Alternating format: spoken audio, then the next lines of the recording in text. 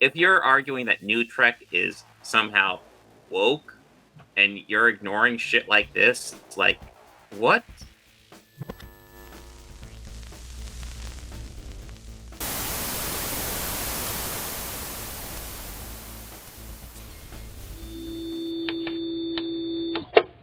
Hey guys, I need you to do me a favor.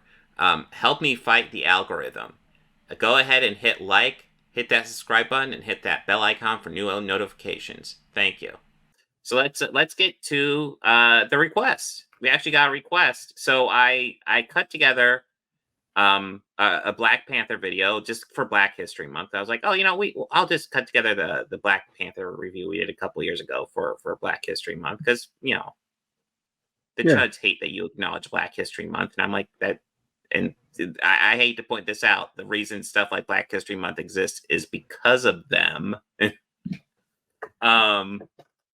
But anyways, I got a request to go ahead and cover this for Black History Month, and I was like, you know what? Yeah, we can just cover like literally just one episode of Star Trek Deep Space Nine, but it is an absolute banger of an episode. Oh my god, yeah. Yeah, no, this is like I remember when we covered like the best and worst of Star Trek on our Star Trek stream, and this didn't make the list because it was like the 11th or 12th highest ranked Star Trek episode. So it's like right there, but just didn't quite make the top 10. But in my mind, this definitely makes the top 10 because this is just, I love how this episode, it addresses racism and it does it in a very like in your face way. It's not hiding it. It's not sugarcoating it. Did you understand any of that?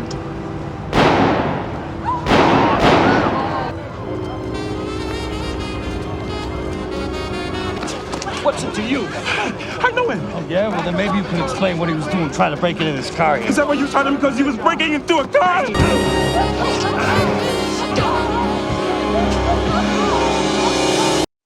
It's just, we're having Benjamin Sisko, who's captain of a space station, having visions of Benny Russell, an author in the 50s, just trying to get his sci-fi stories published. And the trouble he has publishing his stories simply because he's a black man. Ralph Ellison, Richard Wright, did you ever hear of Native Son? That's literature for liberals and intellectuals. The average reader's not going to spend his hard-earned cash on stories written by Negroes. Yeah. And that is it. That is he is trying to just live his days, write his stories, and live his life. And he is constantly just reminded that he's a black man living in the world. I just love how honest this episode is. How it's fantastic. I also want to say Avery Brooks does a phenomenal job, not just acting in this, but directing it as well. I didn't realize he directed it too. Yeah, Bobby. Yeah, he directed this one. Yeah. Oh, yeah. No, this was so good. Yeah, and you brought up a good point. They didn't sugarcoat anything about this. They told it exactly how it needed to be told. They didn't sugarcoat any of it. It showed like racism in its most pure form as it was in, what was this, the 40s, right? Or like early 60s? I think it was the 50s. 50s? Yeah, that's right. Yeah. Like, yeah. I don't know if they give a specific year, but yeah. They really don't. But yeah, Avery Brooks was amazing in this. You cannot destroy an idea. That future, I created it, and it's real. And it was interesting that, like, they still had the entire cast portraying different people. Yeah. And yeah, a lot of them are out of makeup, which is fun. Like, this is probably the easiest acting job Michael Dorn's ever had in Star Trek. Sure, they were yelling. They want to know why the Giants are in fifth place. Would you please tell this fool to take his business someplace else? They're like, oh yeah, we need you here, but you don't have to sit in the makeup chair for like 5 minutes. He's like, what? What, just 5 minutes? You just need to put it on once. Yeah. What? Make sure... That's it? I'm wearing a hat? What? Michael and I had this running thing about the makeup because he'd be in the chair, for an hour and a half before I'd get in. I'd pop in and get my little bit of powder done, and he'd look over at me and go, "You bastard." Jeffrey Combs. Yeah, no, you get Jeffrey Combs and Mark Alimo, Ducat, and Wayoon dick cops as asshole cops. See? It's not worth anything except to me. I say we run him in, check him for priors. Yeah. We gotta be uptown in 15 minutes. I mean, this is not just a great story because, obviously it's dealing head on with racism, not sugarcoating it, but it's also a cool idea because this also kind of introduces kind of a meta narrative to the series that they kind of play with in a couple episodes after this. The idea of, is Deep Space Nine, this this story about a captain who's commanding this space station in Bajoran space next to a wormhole, or is it the story of a writer who's written this story about the captain in the wormhole and his efforts to get his stories made, and what we're seeing is the evolution of him getting his stories made. What if all of this is the illusion? That's a scary thought.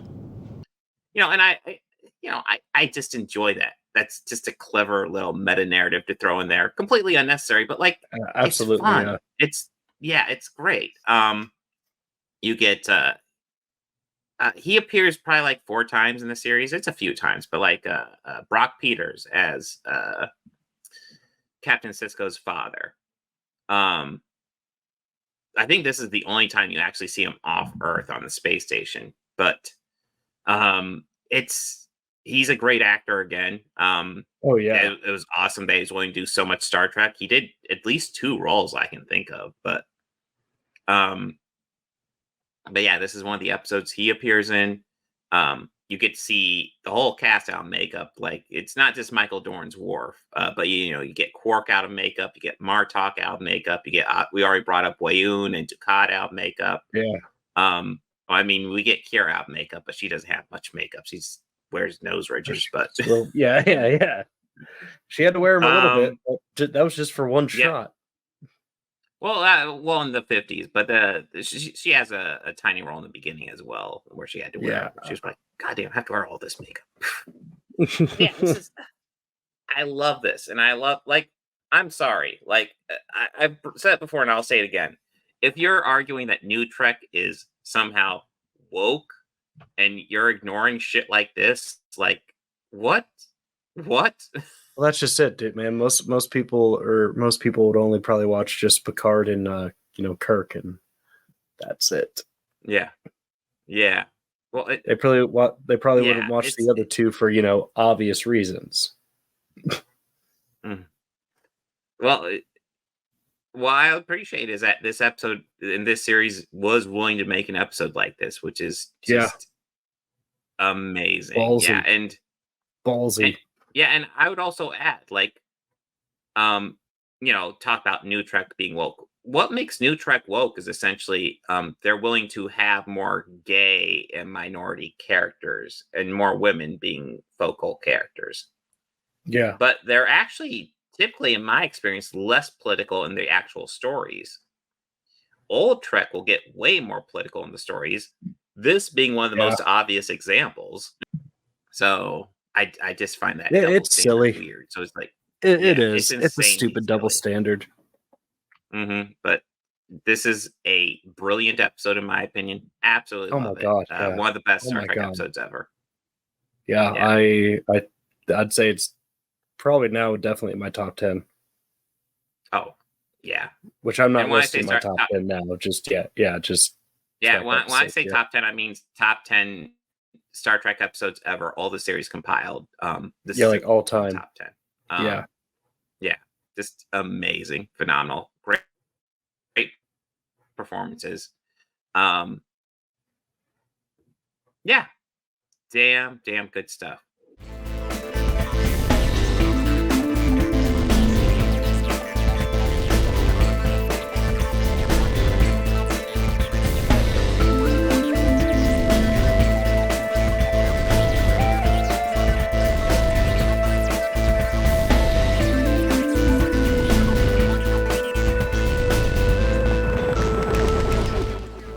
books, records, films, these things matter. Call me shallow. It's the fucking truth.